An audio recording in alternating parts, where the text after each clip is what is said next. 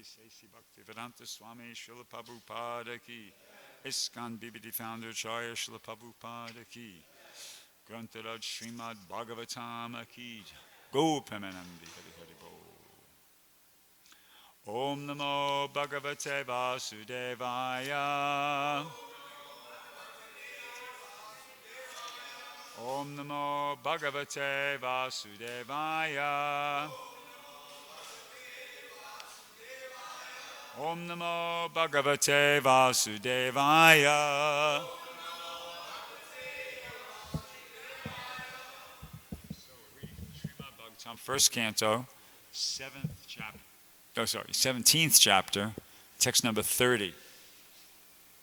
1:17:30.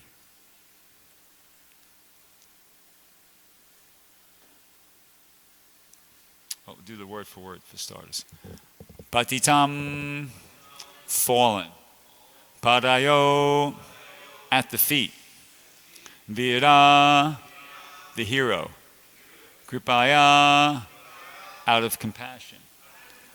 Dina Vatsala, kind to the poor.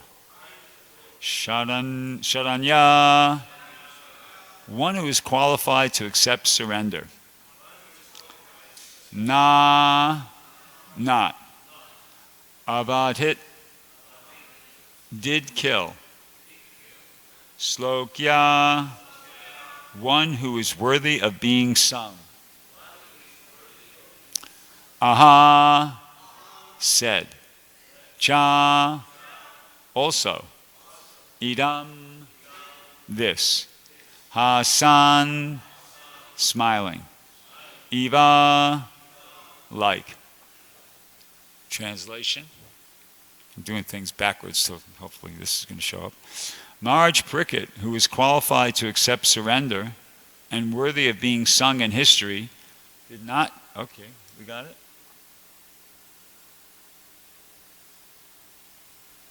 Okay, you can go to the Sanskrit and we'll chant the Sanskrit.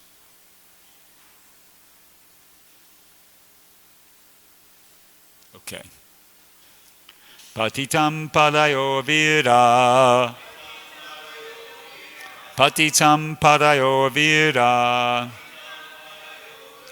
Kripaya dina vatsala. Kripaya dina vatsala. Saranyo navachokya.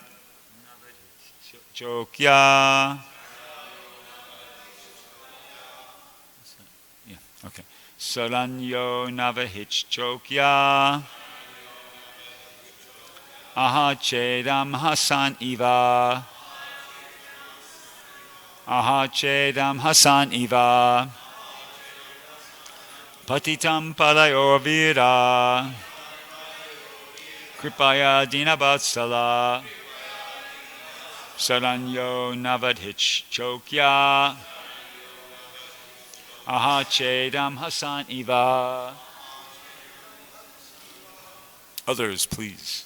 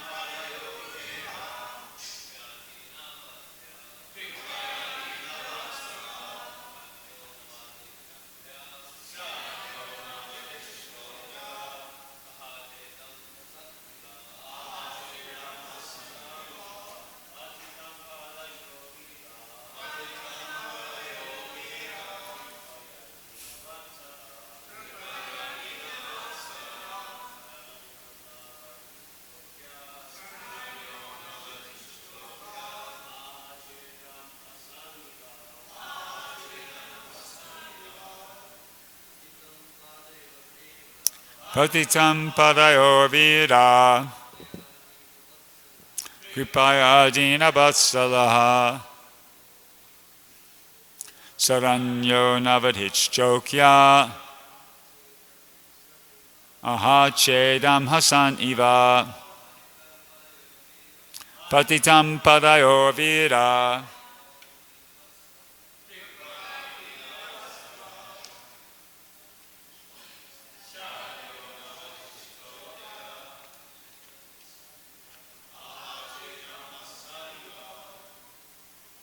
Vaishnavis. Patitam padayo vira.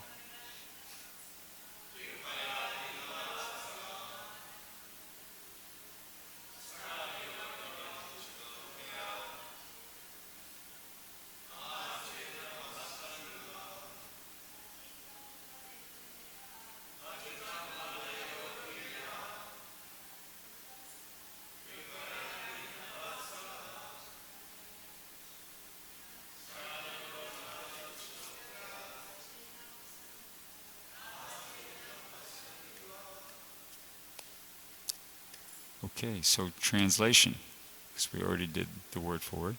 Maharaj Prickett, who was qualified to accept surrender and worthy of being sung in history, did not kill the poor surrendered and fallen Kali, but smiled compassionately, for he was kind to the poor.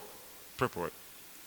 Even an ordinary Kshatriya does not kill a surrendered person, and what to speak of Maharaj Prickett, who was by nature compassionate and kind to the poor. He was smiling because the artificially dressed Kali had disclosed his identity as a lower class man, and he was thinking how ironic it was that although no one was saved from his sharp sword when he desired to kill, the poor lower class Kali was spared by his timely surrender. Maharaj Prickett's glory and kindness are therefore sung in history. He was a kind and compassionate emperor, fully worthy of accepting surrender even from his enemy. Thus, the personality of Kali was saved by the will of providence. Om Aganatamana Shajananjana Shalakaya Chakshurna Militam Yena Tasma Shri Gurave Namaha Shri Chaitanya Manobishtam Stapitam Yena Bhutale Swayamrupa Kadamayam Dadati Swapadantikam. So Maharaj Prickett is about to let Kali off the hook, so to speak, but not completely. He's not going to kill him. He's sparing his life, but he's not allowing him to continue his nonsense in his kingdom. Basically, what's happening here is Maharaj Prickett's not going to kill him because he surrendered, but he's going to make conditions that, okay, you know, I'm not going to kill you, but you can't do your mischief in my kingdom.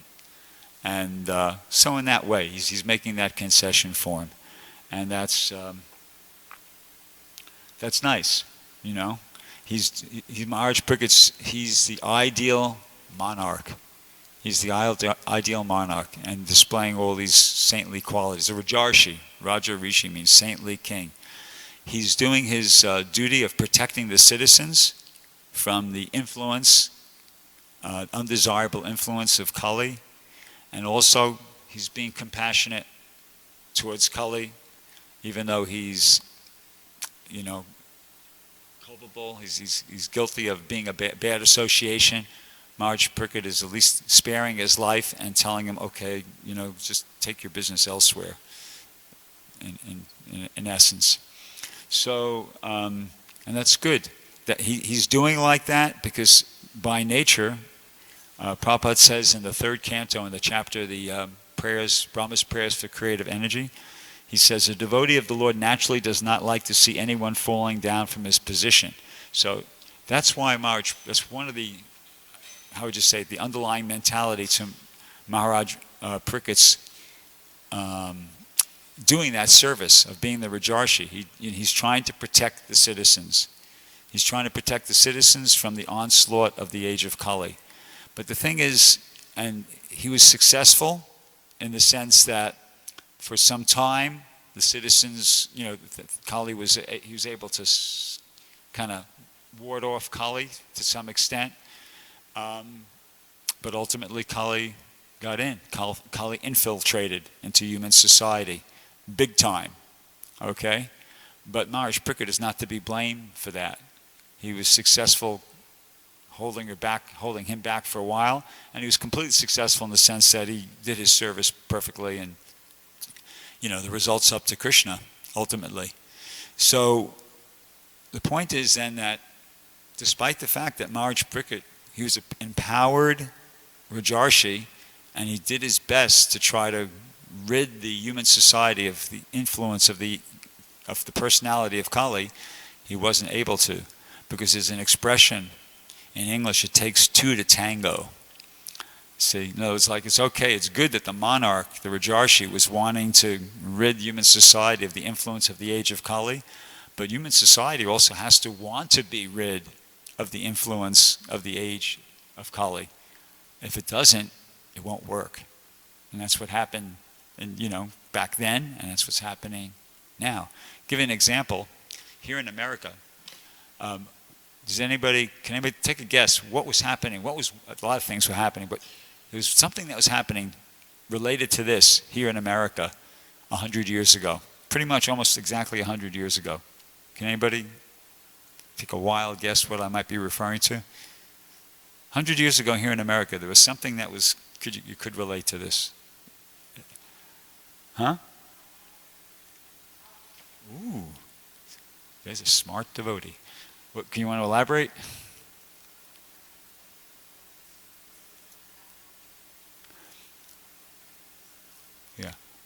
Yeah. There was prohibition in that from 1920 to 1933 in this country. Alcohol, producing alcohol, manufacturing alcohol, trading alcohol, selling alcohol, buying alcohol, consuming alcohol was totally illegal from 1920 to 1933. It was the 18th, it became the 18th Amendment to the Constitution. It was prohibition, full on. And it was due to, a Christian influence in the country, but it was good. I mean, it's a good thing. The saner people in the society could see that this alcohol is bad news. It just causes, the men get drunk, and they go back and there's domestic violence. Their wives get hit, and they're irresponsible towards their family, towards their work. Crimes are committed, and it was all true. And so they just, they got together, and they had enough influence at that point. They pushed it through. It took some time. It didn't happen overnight, but and the problem was, if you study it, you'll see that it was drinking was a problem here in America from the get-go, so to speak. It wasn't some new thing that just started happening around in the 1900s. People had been drinking here. You had a problem with alcoholism here in America right back to the beginning of the nation.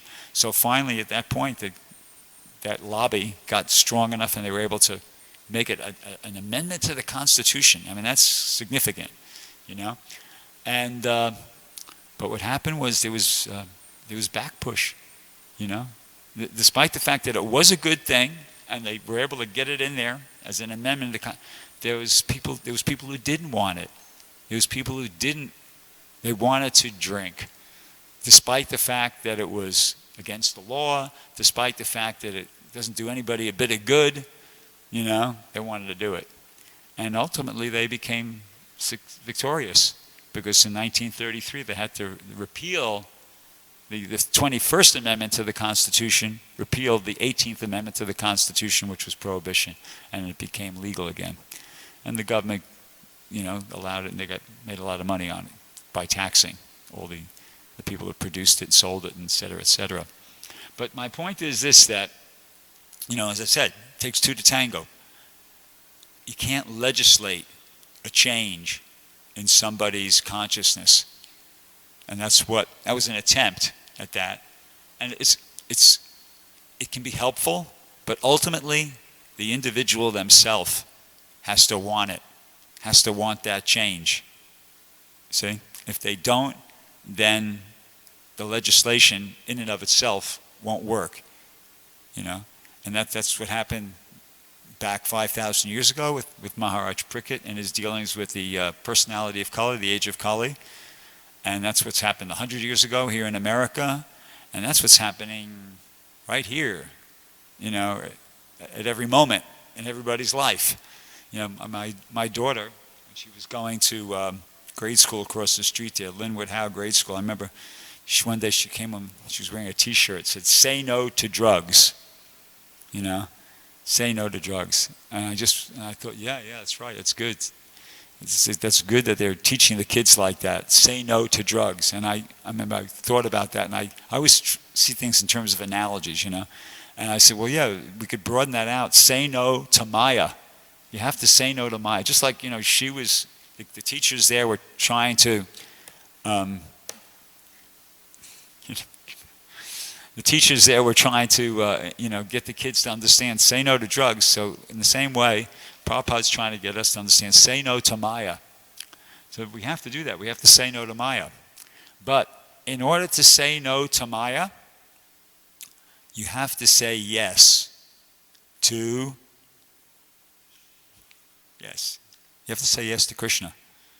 You have to say, and that's our philosophy. You can't, just saying no to Maya in and of itself will not work. It won't be sufficient. Just like the prohibition wasn't sufficient, just like Maharaj Priket's cracking down on Kali, the personality of Kali wasn't sufficient.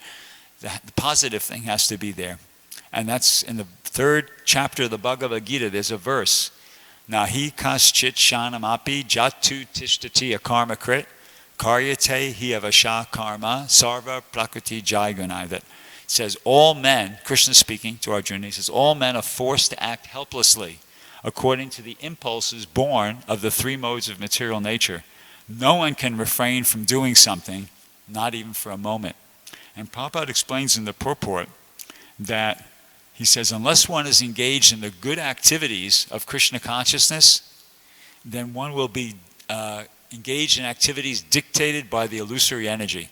See, so in other words, if you don't have that positive connection with Krishna, then you're just like prey for Maya.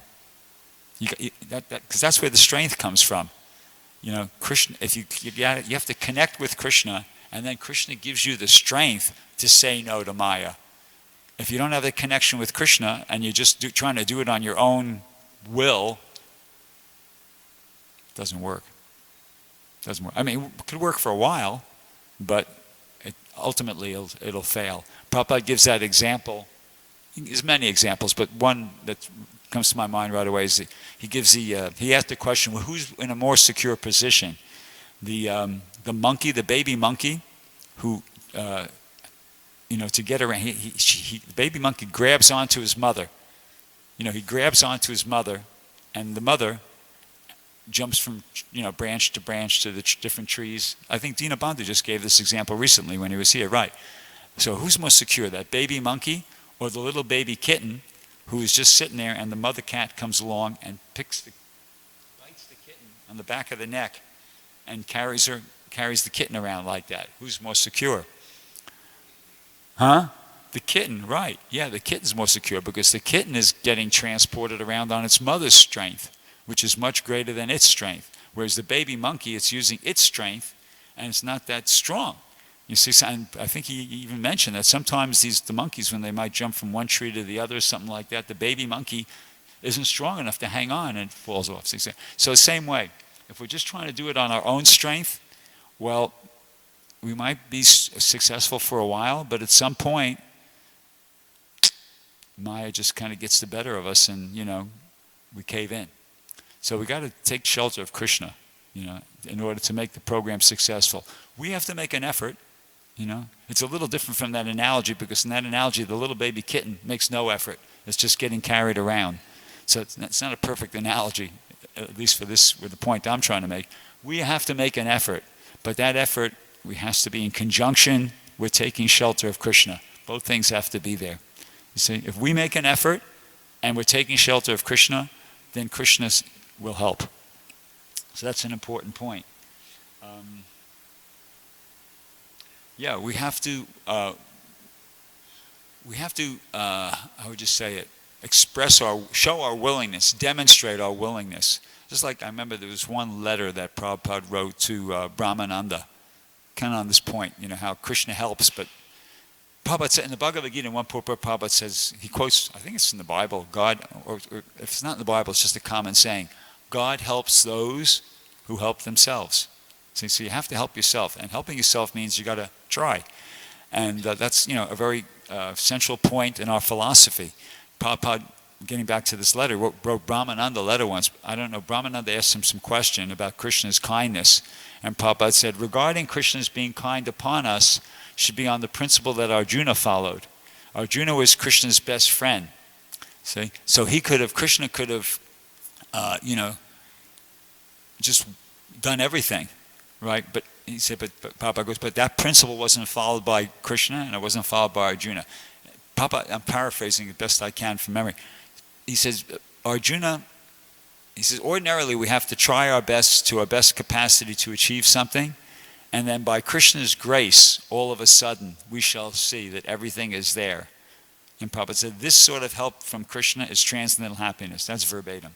See? So in other words, the devotee has to try, just like Krishna, he wanted Arjuna to fight. He didn't tell Arjuna, just chill. I'll take care of it. Don't worry. I got it. The battle's in the bag. Don't worry. I'll take care of the whole thing. You just relax, lean back on the chariot, take it easy, enjoy the scenery. No way. Arjuna had to fight like anything. A couple times he almost got killed. He almost got killed by Bhishma. He almost got killed by Karna. He had a bunch of close calls. He was like fighting, full on. But at the same time, he was taking shelter of Krishna, and Krishna helped when Krishna came through when it was needed. So once again, Prabhupada said, ordinarily we have to try our best to our best capacity to achieve something, right? That's where we come into the picture. And then where Krishna comes into the picture, and he says, by Krishna's grace, but all of a sudden we shall see that everything is there. By show of hands, raise your hand if you've experienced that in the course of your devotional service and your life as a devotee. Have you experienced that? Not yet. Raise your hand if you feel like you've experienced that. Ever experienced that? I've experienced that. I've experienced that practically every day on Sankirtan. When you're going, a lot, not every day, but a lot. You try your best to your best capacity to achieve something, and it's still kind of like, it's not working out. And then you just keep trying, and it seems like, forget it. This is, Ganga Prem tells stories like this every class that he gives. And it seems like this is not going to happen. This is impossible. Forget it. No way. Hopeless. But you just keep trying, despite the fact that it's hopeless. You just keep trying, and then Krishna goes, all right, you passed the test. Okay, and he helps. He just reciprocates in some way. So that's how it works. And so it's very important. It's a very important aspect of spiritual life. Individual willingness. We have to be willing. We have to try to say yes to Krishna. That's a very important thing. And one purport in the fourth canto of the Bhagavatam, Prabhupada says, the living entity is not forced to come into this material world. He makes his own choice, ... and he specifies why. But he clearly says that. We're not forced to come into this material world. We make our own choice. See? So we have to understand that, our free will is is an important part of the equation. Properly using our free will. I'm going to read you a very interesting excerpt from I'm going to read the whole paragraph. This is from, once again, Lord Brahma's Prayers for Creative Energy, where Prabhupada talks about, which will give us some further insight into how important this proper utilization of free will is. So Prabhupada says here in this purport, he says, the living entity, as part and parcel of the Lord, is partially independent because he partially possesses all the qualities of the Lord. Okay, now here it comes. Anyone who has some independence may sometimes misuse it due to ignorance.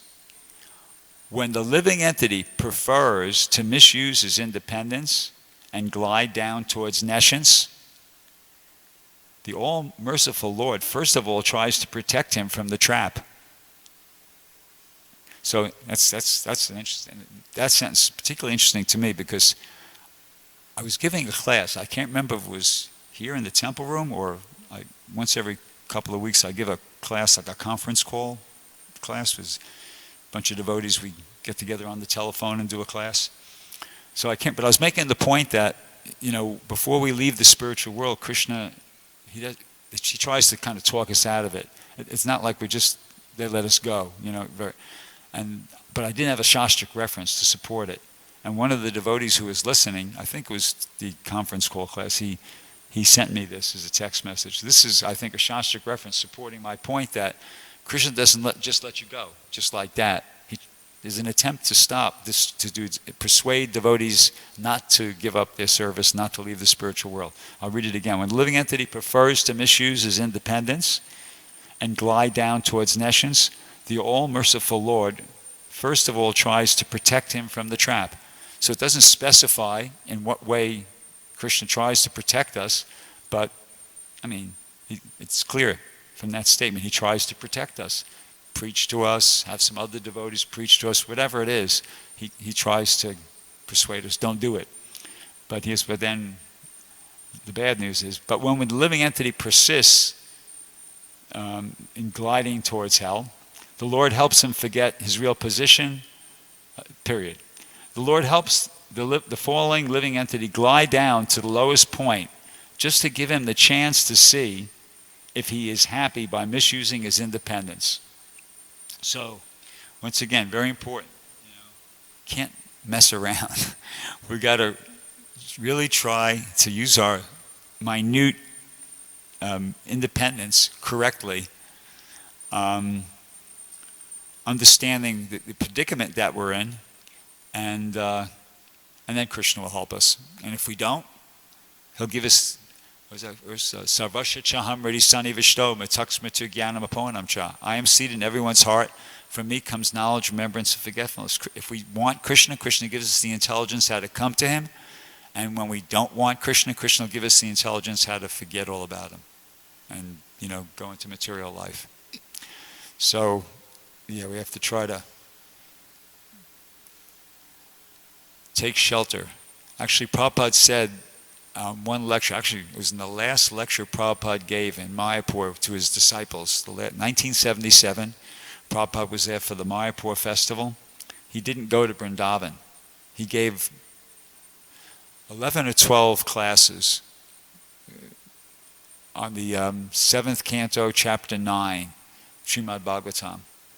And the last lecture he gave to his disciples, he made this point that he was talking about the Hare Krishna mantra, and the definition he gave for the Hare Krishna mantra was Ainanda Tanujakin Karam Patitam Mam Vishame Bhavambudo Kripaya Tavapada Pankaja Stita Duli Sadvasam Vachintaya. Translation is, O son of Maharaj Nanda Krishna, I am your eternal servant. Yet somehow or other I have fallen into this ocean of birth and death. Please pick me up from this ocean of death and place me as one of the atoms at your lotus feet. So Prabhupada gave that as the definition, at least in that lecture, of the Hare Krishna mantra.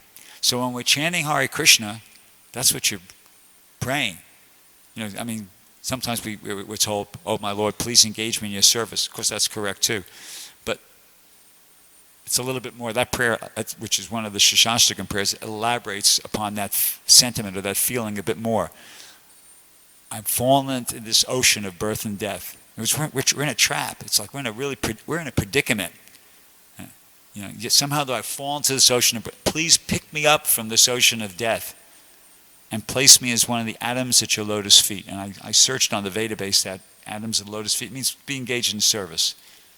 That's what it means, to be attached to as one of the atoms at Krishna's lotus feet means to be engaged. So when you're chanting Hare Krishna, that's what you're praying. Please pick me up from this ocean of birth and death and place me and engage me in your service. Krishna, engage me in your service. And Prabhupada says in that famous address he gave where he's explaining about the Hare Krishna mantra, that chanting should be like the chanting of anybody know? What? Yeah. The chanting should be like the chanting of a baby crying for its mother. Hare Krishna, Krishna Krishna, Hare Hare, Hare Rama, Rama. With a lot of feeling. Because, and that it's not artificial. It's not like Prabhupada's suggesting for us to be theatrical. No. It's based upon thinking of the philosophy. In other words, if you think about the philosophy, then you can chant like that. As I said, it's not artificial. It's not theatrical. we have to just meditate on the philosophy that, wow, I am really in a predicament. I'm here in this material world, this place is crazy. I mean, this is insane. Material life is insane, and it's getting more insane by the moment, by the day, by the hour, by the moment here in Kali Yuga. We got to get out of here, and that's our lifeline, the Hare Krishna mantra. It's just like, if you're in a well, and somebody throws you a rope, and you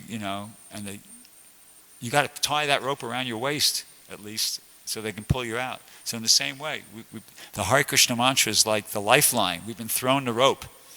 Lord Chaitanya says, or Bhaktivinoda Thakur says, as it go? I can't remember the Sanskrit or the Bengali, but he says, I'm your only friend. Take this Maha Mantra. So we have to, just like if the lifeline comes down into the well, you can't just go, save me, save me. You've got to at least do that much. I heard Prabhupada say in the lecture, you got to take it and tie it around your waist and make a good knot, and then the person can just hold on, and the person can pull you out. So in the same way, we've been given the Hare Krishna mantra. That's the lifeline, and you got to grab onto it. You got to chant 16 rounds seriously. Not Hare Krishna. It's like it's a serious activity. We got to do it so that you're really giving it your best effort. It's important. Yeah, and then we have a hope, because and Krishna reciprocates with that too. That's also just that activity of chanting and doing the sadhana bhakti. That's also sufficient, to get for Krishna to attract Krishna's attention and want Krishna and have Krishna want to give you his mercy. If you're just serious about rising early in the morning, coming and attending the program, chanting your rounds, you can get a taste just by doing that, even if you don't do much of anything else throughout the day. Just being serious about your sadhana is important. But also the service is really important too. Actually, I'm going to read something to help me make this point a little bit more deeply. I'm going to read something which might sound completely unrelated. It'll sound interesting, but it might sound unrelated. But then I'm going to, make sense out of it for you. Okay, so this is an excerpt from an arrival address Prabhupada gave here in Los Angeles, 1972. Okay? So he said, the present human civilization is not in the right order. And I'm going to ask a question, so everybody better listen, okay? I'm going to ask a question about this, so you got to listen. The present human civilization is not in the right order. I was coming here, Prabhupada says. I was seeing one film, cinema, The Boyfriend. Of course, young boy, young girl, making friendship, enjoying life, that is not condemned. Actually, that is life. Radha and Krishna is young boy and young girl. And then Prabhupada quotes that famous verse of Rupa Goswami that appears in the Chaitanya Charitamrita. Radha Krishna Pranaya Vikritir Haladini Shaktir Asmad, etc. So Prabhupada goes on, he quotes the whole verse. He says, this young boy and young girl trying to unite for happiness is the natural inclination of the living entity. It is there in the Supreme Personality of Godhead. In the Vedanta Sutra it is said, Janmad Yasya Yataha. Everything we see in the material world is there in the spiritual world. Janmad Asya Yataha. Wherefrom everything is coming. The original source of this love is there in the Absolute. Radha Krishna Pranaya Vikriti. It is the manifestation of the pleasure potency of the Supreme Personality of Godhead. Fascinating, right? I find this fascinating. Every time I hear it, I would play it again and again, just listen to Prabhupada say it, just praying, hoping I could get some realization. It's an amazing, fascinating point. Anyway, so Prabhupada goes on to say, so the thing as it is originally is perfect, and here it goes, but here the same thing is only perverted reflection. Here the boys and girls meeting, because it is simply a reflection, just like the reflection of a tree on the river, it is just topsy-turvied. Similarly, that reflection, reality, Radha Krishna love, is topsy-turvied here. So what we're experiencing in the material world is topsy-turvied Radha Krishna love. right? So, the attraction between the man and woman, or that attraction, is topsy-turvied Radha Krishna love. Now, what does Prabhupada mean by that? What do you think that means? He uses the phrase, Radha Krishna love is topsy-turvied here.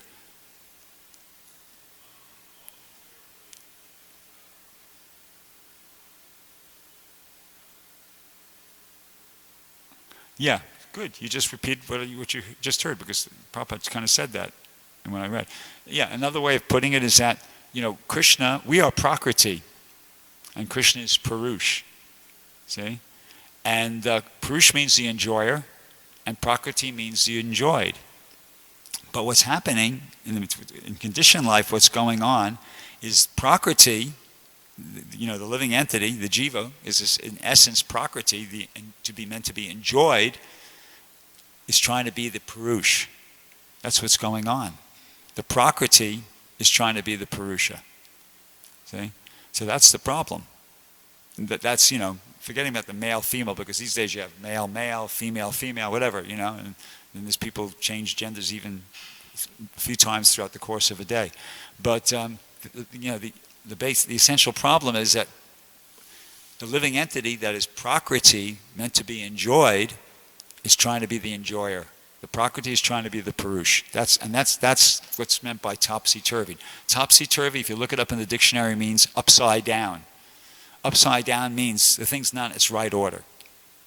So that's generally how the expression is used. When you say something's topsy-turvy or upside down or back to front, basically what you're saying is the thing's not in its right order, and that's what's the point. It's not in its right order. When the Prakriti is trying to be the Purush, it's not in the right order. You see? Prakriti is supposed to be enjoyed, or Prakriti's, the constitutional position of the living entity is to try to please Krishna. There's that famous verse in the second chapter of the Srimad Bhagavatam, Atak Pumbir Dvija Shrestha Varna Shrama Vibhagasha Swanustitasha Dharmasha Samsidhir Haritosanam. So the sages of Naimisharanya are saying to Sutta Goswami, maybe Sutta Goswami is speaking to the sages, and he tells them, Atak Pumbir, O best among the twice born. Yes, Sutta Goswami is speaking to the sages of Naimisharanya. He says, O best among the twice born, Atak Pumbir Dvija Shrestha, and he refers to the Varnashram. See? But basically what he's saying is that the highest perfection of human activity, and he's talking about it in terms of the Varnashram, because that's what they had at that time, but the highest perfection of human activity is Samsidhir Haritoshanam. That's the perfection. To somehow or another, to please the Supreme Personality of Godhead, Hari. You see? And that's why? Because that's our constitutional position. As the spirit soul, the jiva, the living entity, is meant to try to please Krishna. You see? So, yeah. Now I said I was going to relate this back to the point. Right, so that's it. We have to meditate on that. We have to meditate on that. It's not it's not like something is trying to be Papa was trying to artificially impose something upon us. This is the philosophy that we are not the body, we're spiritual beings. We're eternal servants of Krishna. We're meant to please Him. See? But now the hard part, it's really, how do you please Krishna? It's a real mystery, right? How do you please Krishna? Very hard to know. It's a no-brainer. That's what this whole temple's about. This is like the whole temple is just it's like this is a training center how to please Krishna. It's very simple. Prabhupada is just kind of basically given it to us on a silver platter. Everything that happens in this temple is for pleasing Krishna. Right? The way the deities, every aspect of the way the deities are worshipped, everything that we're doing here in the temple during the program in the morning, all our activities throughout the day, it's all for pleasing Krishna. So if anybody wants to, be connected, they just have to plug into something that's some devotional activity. Just plug into what's going on here in the temple. Plug into the morning program and just plug into some service. Okay? If you're in a little bit of if you're confused, you think, well, how do I please Krishna? Just walk up to Rabindranath and say, Rabindranath, how can I help you with your service? Is there anything I could do to help you with your service? Or Ratnabhushan, or, one of the devotees who you could see is obviously fully engaged. Just assist. Everything here is for pleasing Krishna. And we had a book. We still have this book. It was called Path of Perfection. It was based on lectures Prabhupada gave on the 6th chapter of the Bhagavad Gita. But I'm just borrowing the title. This is the Path of Perfection. When you come here to the Hare Krishna temple and you participate in the activities, the devotional activities that are going on here in this temple, you're on the path of perfection. No ifs, ands, or buts. This is it. So that's all we have to do. Let's see if there's anything else I wanted to throw in there.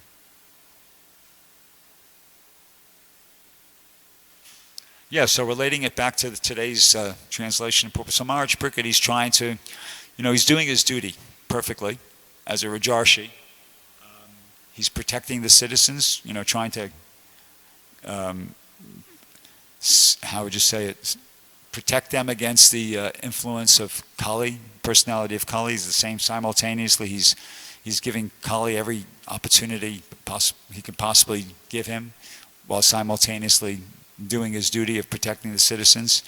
And he was successful to a certain extent for some time, but ultimately Kali was allowed to infiltrate. Why? Because people wanted it. See? So as devotees, we have to be careful not to always, to be on guard, because when you leave this temple, when you leave the, there's that. I'll use an example from the Ramayana. There was one part in the past time where Lord Ramachandra and Sita and Lakshman were out in the forest, and Ravana was trying to. He wanted to kidnap Sita. He wanted to abduct Sita. So he devised this plan of trying to lure. He knew. Oh yeah, there was a demon named Maricha, and who could change forms and stuff like that. He had that mystic power. So Ravana went to this demon and said, "Hey, I want you to disguise yourself as a golden deer and go and parade around the ashram there where Lord Ramachandra, Sita, and Lakshman are, and then she'll be attracted, and then you run off, and she'll want that deer." So anyway, so Rama will have to go out and get. So yeah, he did, and then Maricha said, "No, I don't want to do it," because he knew that Ramachandra was the personality of Godhead. He was a bit smarter than Ravana in one sense. So he was at first he was refusing, and Ravana said, "No, you have to do it, because if you don't do it, I'll kill you." And then Maricha, the famous line was, I can't remember the Sanskrit, but he said, "Well, better to be killed by Ram." He knew he's going to be killed either way. He's either going to be killed by Ravana if he didn't do it. Ravana was going to kill him. Or if he did it, he knew he'd be killed by Ram. So he said, better to be killed by Ram. So sure, if he did it, and he lured Ram out there, is exactly what Ravana had, And then he had Maricha disguise his voice as the voice of Ram. When Ram went out there in the forest chasing after Maricha in the form of the golden deer. And so Maricha disguised his voice as Ram's voice, and he cried out, "Lakshman, Sita, help," something to that effect, crying out for help. And Sita and Lakshman could both hear this.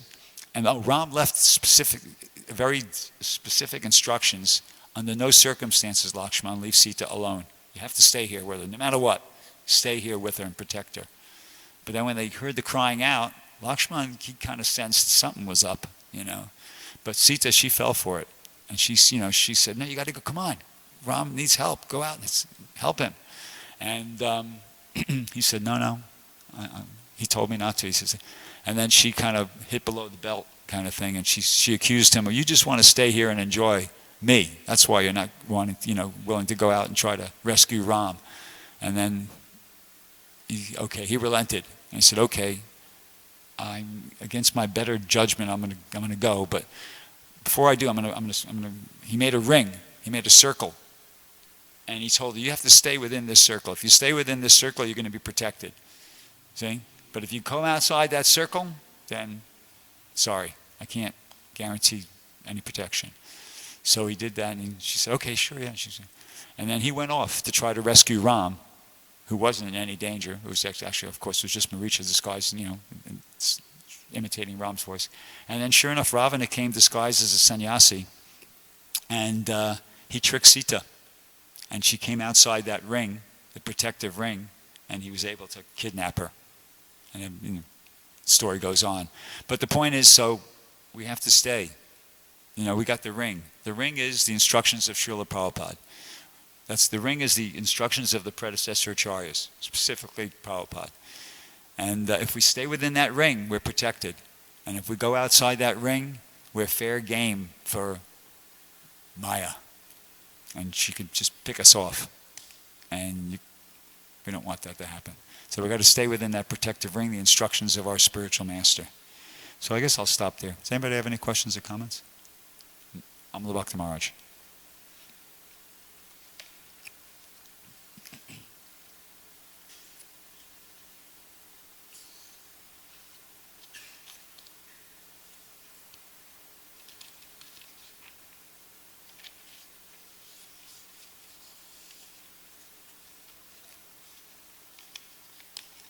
You want this one?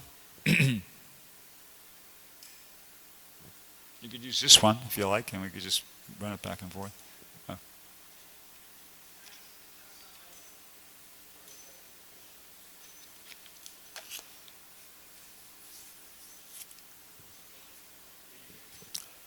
Here, use this one.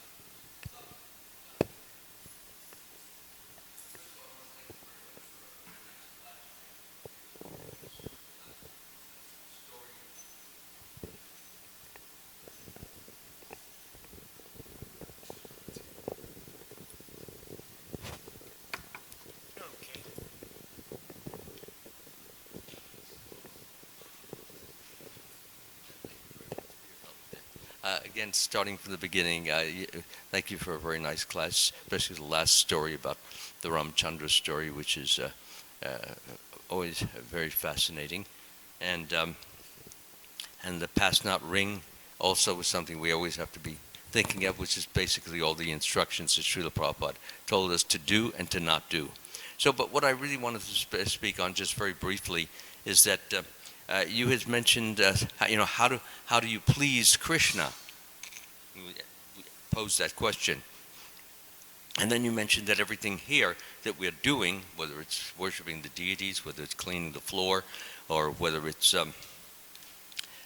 giving a lecture, or any type of service which is authorized service, which is done here, that will please Krishna if we do that. But that's not necessarily so. Just doing it does not please Krishna. What Krishna says in Gita is, to those who are constantly devoted to serving me with love, to them I give them the understanding by which they may come to me. To show them special mercy, I give them eye dwelling in their hearts, destroy with the shining lamp of knowledge. So this idea of love also, those who offer me with love and devotion a leaf, a flower, fruit, or water, I will accept it. It doesn't say we'll accept it if it's not accepted with love. So what I simply wanted to emphasize is simply doing it robotically, mechanically, perfunctorily, just indifferently, thoughtlessly, does not necessarily mean Krishna will be pleased. He's pleased that we're doing that instead of something vicious, something which is a vice, which is very evil, which is wrong. Yes, he's as opposed to one and the other, he's glad that we're doing this kind of service. But to really please his heart, what we need to do is we need to do it with love, he says. So what does it mean to do it with love? It means we want him to enjoy what we are doing. We have the full-fledged thought, I pray that this will please you. I hope I'm doing it well enough. If I'm not doing it well enough, will you please instruct me, help me, guide me, so that it will be well enough and you will enjoy it. So the main point there is that we want Krishna to enjoy what we are serving him. Not we simply give it, forget about it, indifferent to it, thoughtless, like that. So this is a very important point, because it is very, very easy for devotees. I know I myself sometimes fall into what we call a rut, or fall into doing things in a very a mechanical way, and there's no heart involved. If there's no heart, there's no love. If there's no love, then Krishna says, well, what are you doing it for? I want a loving relationship with you. And the only way I can have that is if you put your heart in it, and you're very eager and very, very concentrated and conscious of wanting to please me. And if I see you are trying to do that, that gives me great, great happiness. And that's all. Thank you very much. Hare That's Krishna. all. That's everything. Thank you. That's a great comment. Thank you very much. Anybody else like to say anything? Radha Krishna Prabhu. Thank you so much, Prabhu. About this point of like we being Prakriti versus acting as Purusha, I have a little confusion because the fact that we are acting as Purusha, that desire is there, doesn't it mean that we have also Purusha? We are a combination of Prakriti and Purusha, but we are minute Purushas. Isn't it so? And that would We're trying to imitate the Purusha. We're not Purusha. By nature, we're Prakriti, but we have them. So where does that tendency come from? If we are acting we want to act as Purusha. Well, Janmadasya Yataha, the origin of everything is the Supreme, Prabhupada said. So, I guess that tendency is there. So why this bench is not acting as Purusha? This is Prakriti, and it's not acting as Purusha. It doesn't have any desire to act as Purusha, right? But I have that desire to act as Purusha.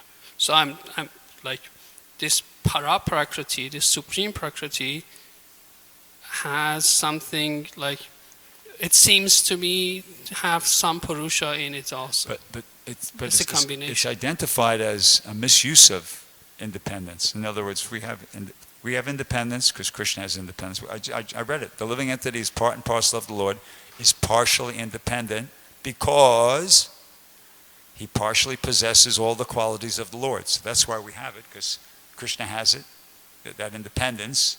So we have independence. But then it goes on to say, anyone who has some independence may sometimes misuse it due to ignorance. But it's being identified as a misuse of our independence. So it's a misuse of our independence. Well, again, it's like we have all the qualities we have partial qualities of Krishna, right? So Krishna has Purusha qualities. The same way that he has Prakriti, he owns Prakriti. So we also should have Purusha qualities. Well, that's the best I could do to answer it. It's considered a misuse of our independence. Maharaj, can you want to add something to that? He's asking if... go ahead, say it again. The hang-up is, where does this propensity to act as Purusha come from?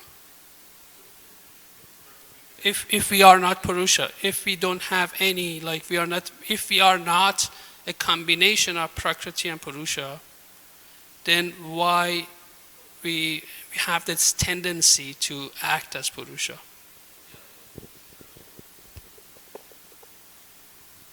We have a tendency to act as Purusha, first of all, because the very reason that we've come into this material world is to taste what it's like to be a lord. That's why we've come here, to get the full feeling. What does it look? What does it taste like? What does it feel like to be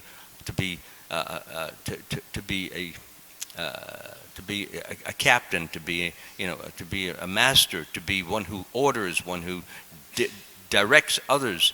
So this is this tendency we have, all of us have it to some extent, and it can be used properly or can be used improperly. And I think that's the main thing Bhrgupati says, and Srila Prabhupada was mentioning, is that if you use that tendency, to direct and to order and to master, if you use it in an improper way, then you just want to forget the real God and present yourself, oppose yourself as the God, you see. Whereas a person who understands the position of We all have Purusha in it. Purusha merely means one who masters, one who orders, one who does. But one can master for Krishna. And that's the main point. If you do this mastery, for example, we have people who are, CEOs, different controllers throughout, people who are legislators, people who are executors, people who have power in the world. And if they do that as a loving service to Krishna, well, that's okay. It's using the Purusha tendency in a Prakriti fashion. Prakriti meaning I'm doing it for Krishna, not for my own glorification, not for my own greatness, not for people should applaud me, not for people should think praise me, honor me, and celebrate me. No, so if you do use the Purusha tendency to perform as a Prakriti for Krishna, this is fine. But if you use it for your own sense gratification, your own glorification, this is not fine because, as you mentioned, it goes against our constitutional position. Satisfied? Okay. That's the best I could do. Is that it? Hare Krishna. Yeah, I mean, like hearing all this, trying to tie it together. Like our constitutional position is to give, right? To give to others, to be selfless. But they also say that of the 6 reciprocal exchanges of love, right? Or the 6 processes of love is to give prasadam, but also to receive prasadam. Okay. To give, gifts, to receive gifts. And if everybody's giving and nobody's receiving with love, so that's where the Purusha, but it's when we use the Prakriti to the energy to then enjoy for ourselves that it becomes perverted. But when we use the Prakriti to give to others and then they give back to us, so we're doing selfless service for each other, that's Purusha in its natural state, from my limited understanding. Does that make sense? Makes some sense, yeah. Anybody else have anything? Yeah, Mother Korte.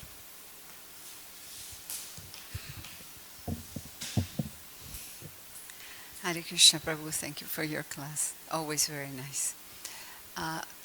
The main thing is that enjoyment tendency, everybody has that because Krishna has that. The only way that we can actually enjoy properly and satisfy that tendency is to offer everything to Krishna. This is the way we can enjoy to the maximum way.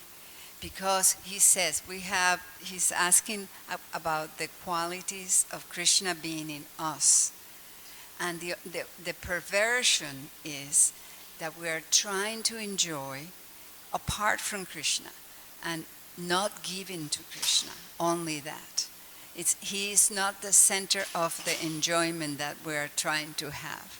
It's only ourself. It's a selfish thing which is not happy for us and it's not happy for Krishna.